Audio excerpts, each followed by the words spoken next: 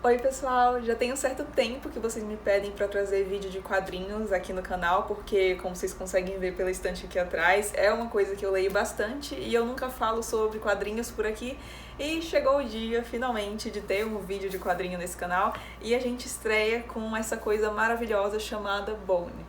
E esses quadrinhos são muito famosos, eles ganharam 10 prêmios Eisner, que é tipo o Oscar dos quadrinhos, e já haviam tido 2 tentativas de publicação desse quadrinho aqui no Brasil, mas nunca chegaram a ser completos. Até que no ano passado, finalmente, a editora Todavia conseguiu publicar todos os volumes e finalmente a gente tem aqui no Brasil o Bone completo. A edição da Todavia é nesses 3 volumes aqui, eu vou mostrar capa a capa pra vocês. Essa aqui é a do primeiro volume, que eu gosto bastante. Essa é a do segundo volume e essa a do terceiro volume, que eu confesso que achei que saiu um pouco do projeto gráfico, assim, não tem muito a ver com as outras duas. Mas enfim, achei legal, só no conjunto que eu achei meio esquisito mesmo. Mas o que importa é o que tem aqui dentro, né? E eu tinha expectativas muito altas com Bone, porque é aquele tipo de quadrinho que ninguém fala mal, todo mundo fala que é uma obra-prima, que é leitura obrigatória para os amantes de quadrinhos, então eu queria ver se é tudo isso mesmo. E mesmo assim, mesmo com as minhas expectativas altas, Bone ainda conseguiu me surpreender, esse quadrinho é realmente muito legal. Bone tem como os personagens principais 3 criaturas Bones, que são tipo uma raça. Então a gente tem o Funny Bone, que é o que tem o maior foco na história, o Smiley Bone e o Funny Bone. E eles moram em Boneville, que é a cidade dos Bones, mas devido a uma falcatrua do Foney, os 3 são expulsos da cidade. E aí no primeiro volume eles estão vagando por um deserto até que alguma desventura acontece e os 3 são separados. E os 3, cada um a seu modo, acaba chegando a um vale. Vale esse que é repleto de criaturas bem peculiares. E aí acho que no início a gente pode ter até um pouco de impressão de que a história é um pouco infantil demais, porque esse vale tem toda uma vibe de contos de fadas, é um ambiente muito bonito, tudo maravilhoso, mas conforme a trama vai se desenvolvendo, a gente vê que não é bem assim. Teve uma grande guerra nesse vale e as coisas estão prestes a ficar feias novamente. Além disso, a gente logo conhece algumas criaturas malignas, como as ratazanas e o Senhor dos Gafanhotos. A gente vê que as coisas estão um pouco esquisitas, mas apesar dessas criaturas malignas, os Bones conseguem fazer bons amigos nessa jornada. Então a gente tem, por exemplo, a Espinho, que é uma menina super bonita, que tem uma grande história oculta por trás. Tem a Vovó Ben, que eu acho que é um dos meus personagens preferidos daqui, acho essa vovó maravilhosa. Tem o Ted também, que é outro personagem sensacional, o Grande Dragão Vermelho. E ao lado desses amigos e seus aliados, eles vão entrar nesse grande conflito que está acontecendo e que vai se desenrolar ao longo desses 3 volumes que a gente tem aqui. E Bone inovou bastante quando foi lançado no mercado, porque nos anos 90, anos 80, 90, a cena dos quadrinhos estava muito dominada, meio que por mais do mesmo, então eram muitos quadrinhos de super-heróis, não tinha muita coisa que fugia disso, e o Jeff Smith, que é o autor de Bone, queria publicar alguma coisa diferente, queria ver se tinha alguma oportunidade, e aí ele pega as histórias dos personagens que ele já desenhava quando ele era criança e resolve oferecer para algumas editoras, mas todas rejeitam o seu trabalho, até que depois de inúmeras recusas ele decide publicar esse quadrinho maravilhoso aqui de forma independente, felizmente. E eu queria ressaltar alguns elementos que eu adorei em Bone, que pra mim são os pontos fortes desse quadrinho aqui. O primeiro deles é o desenvolvimento dos personagens.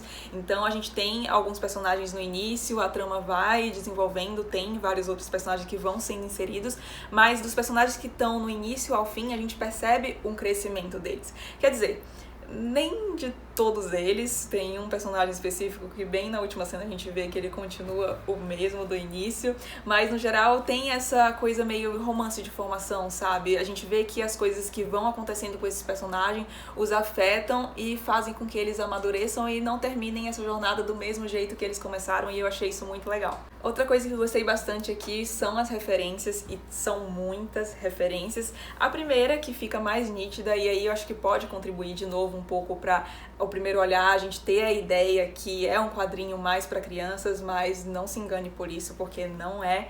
É dos personagens da Disney, então a gente vê que os 3 personagens principais claramente remetem muito ao Mickey na figura do Foney, ao Pateta na figura do Smiley Bone e ao Tio Patinhas na figura do Funny Bone. Mas não é só referências à Disney que tem aqui, a gente também tem referência ao Popeye na figura da Vovó Ben, a gente tem muita referência a Senhor dos Anéis, e aí acaba completamente com essa imagem de quadrinho infantil que a gente pode ter no início, porque conforme essa narrativa vai se desenvolvendo, ela ganha umas proporções de épico. E ainda falando de grandes clássicos da literatura, aqui também tem referências a Moby Dick, que é inclusive o livro preferido do Fone Bone, ele faz várias referências a Moby Dick aqui. E além disso, o Jeff Smith também bebe um pouco na fonte do Art Spiegelman, ator de Maus, que aliás é outro quadrinho sensacional que eventualmente vai acabar aparecendo aqui, porque é um dos meus quadrinhos preferidos e é o tipo também de leitura obrigatória para quem é amante dos quadrinhos. E o Art Spiegelman é inclusive quem convence o Jeff Smith a fazer uma versão desse quadrinho aqui colorida, que é o que a gente tem aqui,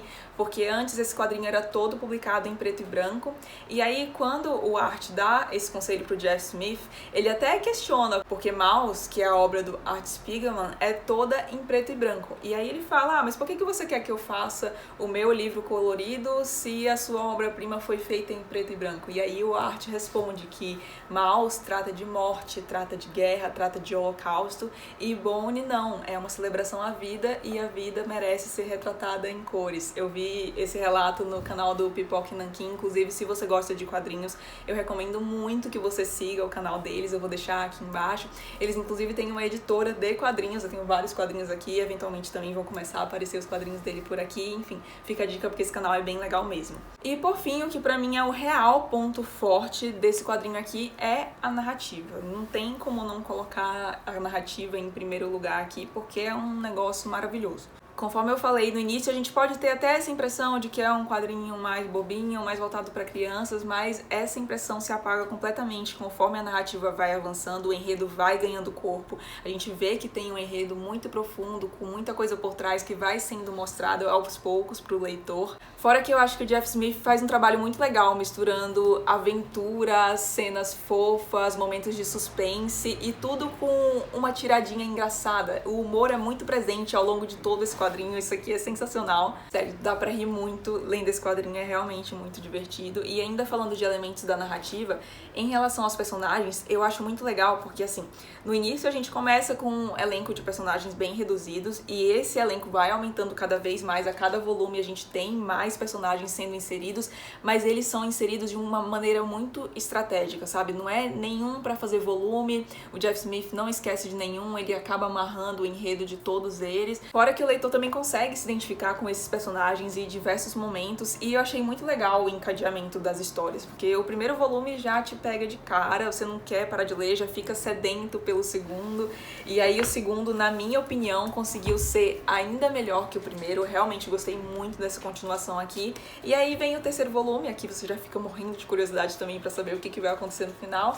Vem o terceiro volume, e aqui foi onde eu achei que teve um pouco de derrapada. Tiveram alguns pontos da construção do desfecho que eu não gostei tanto assim. Eu acho que tinha alguns pontos na história da Espinho que poderiam ter sido melhor construídos, melhor apresentados, mas mesmo assim, esse sendo o ponto fraco, é um ponto fraco quase irrelevante, porque mesmo assim a série é fenomenal e o desfecho consegue ser bom. E o Jeff Smith também desenha pra caramba. Eu vou tentar mostrar um pouco do traço pra vocês. Espero que esteja dando pra ver.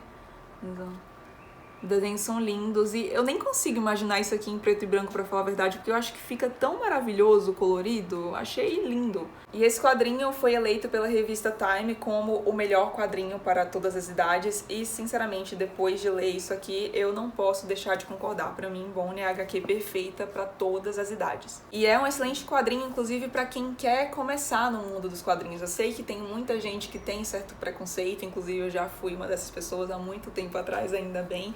Mas aí, se você quiser ver como é que são os quadrinhos, entrar um pouco nesse mundo, Bone é a pedida para ser a sua porta de entrada. Mas também não posso deixar de indicar para quem já tem o hábito de ler quadrinhos, para quem já conhece um pouco a dinâmica, porque, gente, isso aqui é leitura obrigatória para qualquer amante de quadrinhos realmente. É um roteiro leve, mas que consegue ser profundo, é divertido, mas sem ser nada forçado.